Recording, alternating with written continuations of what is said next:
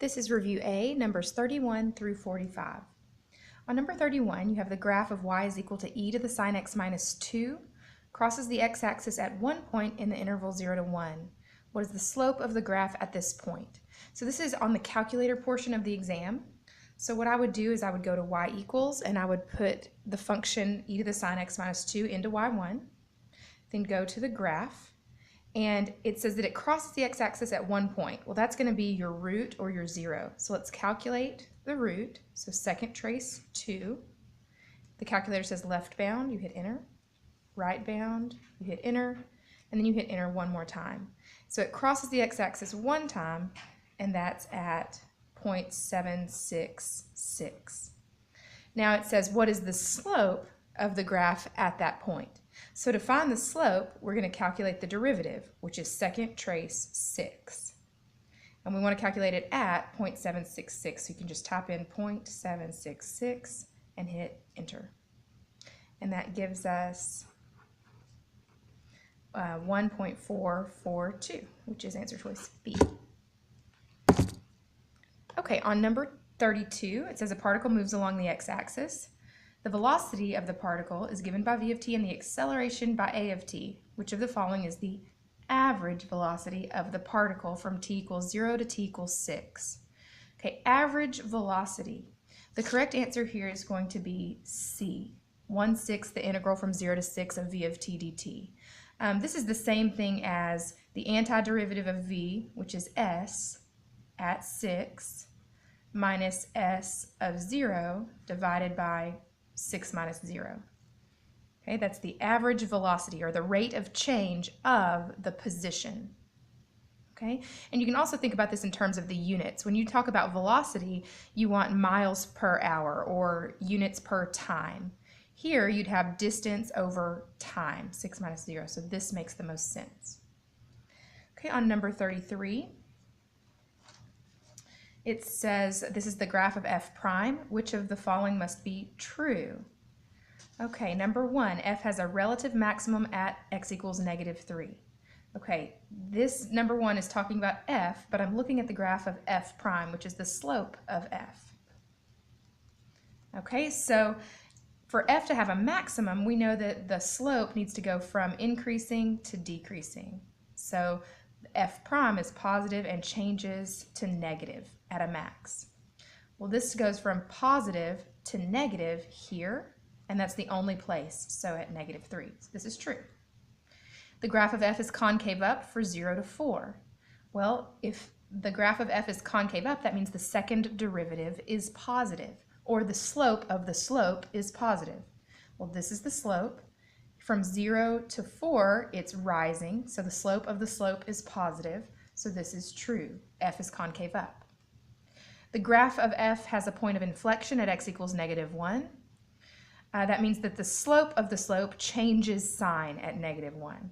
Well, this is negative, negative, negative. The slope is decreasing, is negative, so that is not a point of inflection, so that's false. So the answer is 1 and 2 only, D. Okay, on number 34, you've got the rate at which water is being pumped into a tank, and it says that the original amount is 400 gallons of water, and I would go ahead and put that down. Don't forget to use that 400. How much water to the nearest gallon is in the tank after 10 minutes? Okay, so this is the rate that the water is being pumped into the tank. I want the amount of water. So if you're going from a rate to an amount, you need to find the integral. So this is going to be 400, the initial amount, plus the integral from 0 to 10 minutes, so how much accumulates in the 10-minute time period, of 20 times 1 minus e to the -0.18 t. And I would put this in parentheses and put dt. If you want to move that 20 out, you can. Now let's just use the calculator to do this. So we will have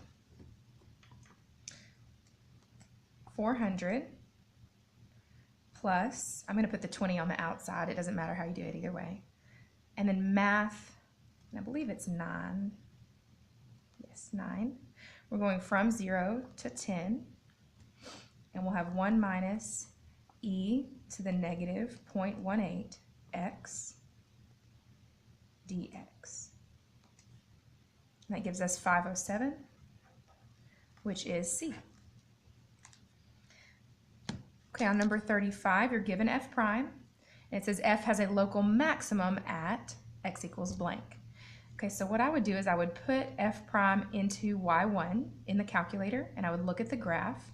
You know that f has a maximum when f prime goes from increasing to decreasing, plus to minus. Okay, just like on the question above. So let's go to y equals. Let's plug in the equation. So we have the square root of x to the fourth plus 1 plus x cubed minus 3x. And then we're going to go to the graph. Okay, and it looks like the graph goes from positive y values to negative one time, and that's right here. So let's calculate that 0.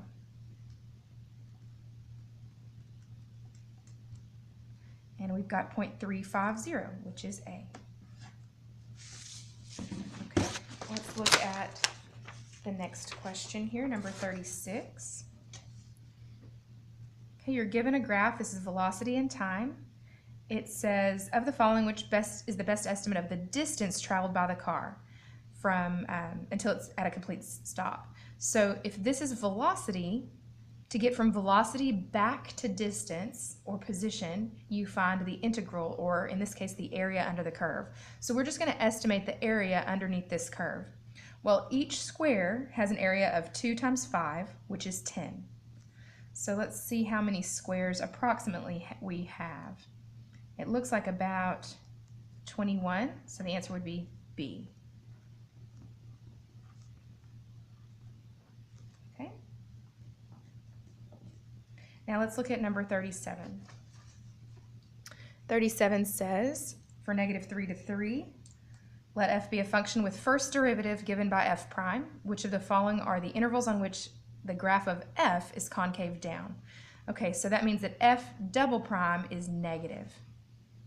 So you're looking at where f prime has a negative slope. Okay, so f prime, negative slope. Remember, concavity is the slope of the slope. So if the slope has a negative slope, then the second derivative is less than 0. Okay, so let's put this into the calculator. E to the x to the 4 minus 5x squared plus 2. Let's see. Minus 3. Okay, and go to the graph. This is the graph of the slope. It is decreasing in 2 areas, here and here. So from -3 to this minimum, so let's calculate the minimum, second calc 3 or second trace 3. The calculator says left bound, so we go to the left, enter, right, enter, enter again. And we get -1.58, so -3 to -1.58 for sure. And then also from this maximum to this minimum. Okay, the only answer choice that we have that has this interval here is A, so it looks like this minimum must be 1.581 as well. Okay, oh, this one I guess could have been the answer, but we've got 2, so it has to be A. Okay, and on that AP exam, you want to go as quickly as you can. If you know there's two spaces and this is one of them, go with it. Don't find that other one. Okay, on 38, the graph of f prime, the derivative of f is shown in the figure above. So this is, again, the slope of f. The function f has a local maximum. Okay, again, third time, maximum is increasing to decreasing. F prime is positive to f prime is negative. So positive to negative, that happens at x equals 1, which is C. Okay, let's look at number 39. We have a bunch of tables for the answer choices, and it says f prime is positive. That tells me that the y values are increasing. Okay, if the slope is positive, then the function is rising. That means that the y values are getting larger, so we need to look for y values getting larger. We also know that the area from 3 to 6 is 0. So that means that for us to have an increasing function and the area to be 0, some of those y values are going to have to fall below the x-axis. So for instance, it could look something like this from 3 to 6. where you have a positive area that's equal to a negative area. That's just an example. So there should be some negative values and then they have to go to positive. Okay, we can go ahead and eliminate E because it's not increasing. The Y values are all the same. We can also eliminate D because there's no negative Y values. The area would be positive. It would not be 0. Let's see, -4, 6, 3. Here it decreases. So it has to be increasing only. We can eliminate C. So now we're down to A and B. On A, you have -4, -3, and 0. The Y values are increasing, but it doesn't go above the x-axis, which means that the area couldn't be 0. So we can eliminate it. B is our final answer. Okay, moving on to number 40. Okay, here we have the graph of f double prime. So this represents the concavity of f. And it says, what are all the intervals on which the graph of f is concave down? So if f double prime is less than 0, we know that the function is concave down. So that occurs here and here. So -1 to 1 and 3 to 4, which is A. Okay, on 41, a person whose height is 5 feet is walking away from the base of a street light. I would draw a picture here. You've got a street light, and then you've got a person walking away from the street light. And they're walking away at a rate of 3 feet per second. The street light is 12 feet tall. The person is 5 feet tall. So you have to kind of imagine this is the person. They're walking away, going this direction. This would be their shadow. Okay. And it says, what is the rate at which the person's shadow is lengthening? So I'm going to give these some labels here. Let's call this distance x, how far away the person is from the light post. Let's call the length of the shadow y. And let's set up a proportion since I have two similar triangles because this one is inside this one. They're both right triangles. They're similar. So let's say 5 is to 12 as y is to x plus y. So we've got the small height over the big height, the small distance over the big distance, which would be x plus y. Now let's cross multiply. So we'd have 5 times x plus y, which is 5x plus 5y, is equal to 12y. So 5x is equal to 7y. Subtract that 5y from both sides. Now we're talking about rates of change. So let's differentiate this to get some rates going on. So the derivative of x is 1 dx dt. Okay, all of this is in terms of time, so you have to use implicit differentiation. Is equal to 7 dy dt. And dy dt is what we're looking for, right? It says what is the rate at which the person's shadow is lengthening. So that's the shadow is y. The rate at which the shadow is lengthening is dy dt. So now all we have left to do is plug in the rate at which x is changing, which is 3, and divide that by 7 to get dy dt. Okay? And when you divide 15 by 7, you're going to get 2.14, which should be answer choice A. I have a typo there. Okay? Let's look at 42. It says a particle moves along the line so that its acceleration for all positive time is given by a of t. If the particle's velocity at t equals 0 is 6, what is the velocity of the particle at t equals 3? Okay, so here's your initial amount. You've got to put that down first. We're going from acceleration back to velocity. So acceleration to velocity is, you're going to have to find the integral. Okay, acceleration is the derivative of velocity. So to go backward, we need to find the integral. And we're looking at from 0 to 3. Okay, and this is a question I would just put straight into the calculator. Okay, so let's say 6 plus and math 9, 0 to 3 of, make sure you put the numerator here in parentheses, x plus 2 divided by the square root of 2x cubed plus 5 dx, enter, and we get 8.832. Which is D. Okay, let f be the function such that the integral from 2 to 6 of f of 2x dx is 8. Which of the following must be true? Okay, so when I think about this, I know that these are both x values. So if x is equal to 2, what would 2x be equal to? Well, 2 times 2, which is 4. So I know that the bottom value has to be 4, so I can go ahead and eliminate quite a few answer choices. Okay, now if x is equal to 6, then what would 2x be?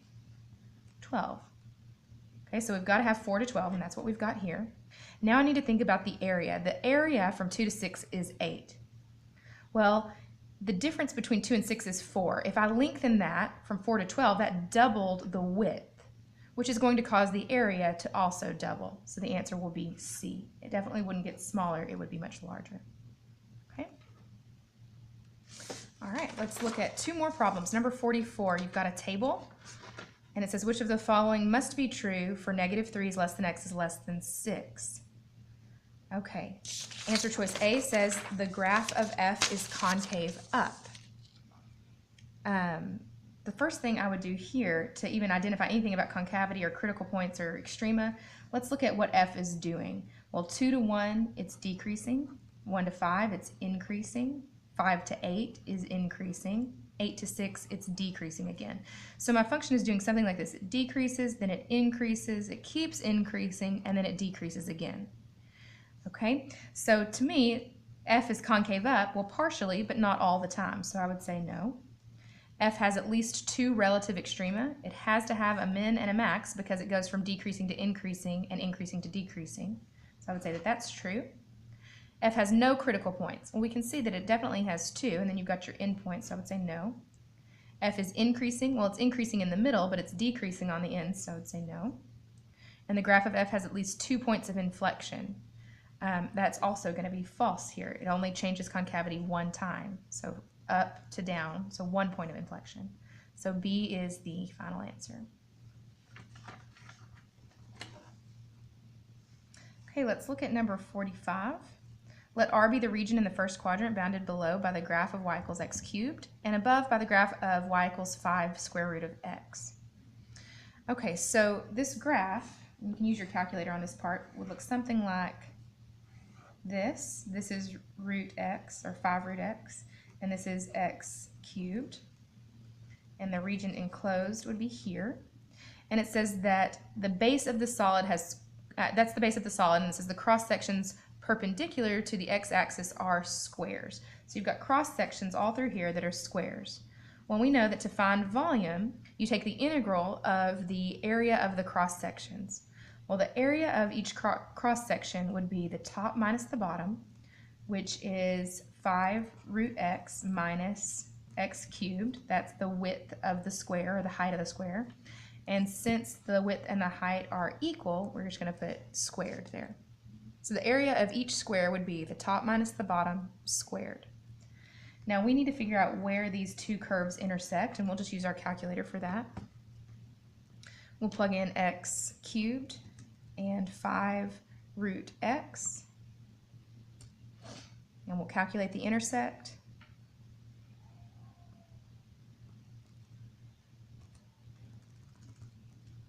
So we do second trace 5, enter, enter, enter. And we get 1.903, or 904, excuse me. So 1.904 is where they intersect. So we're going to do the area from 0 to 1.904 of 5 root x minus x cubed squared dx. And again, just use your calculator. So let's do math 9, 0 to 1.904. 5 root x minus x cubed. Oh, don't forget to square this.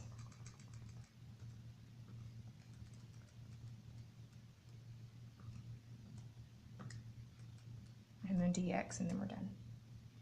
Okay. And we get 17.976.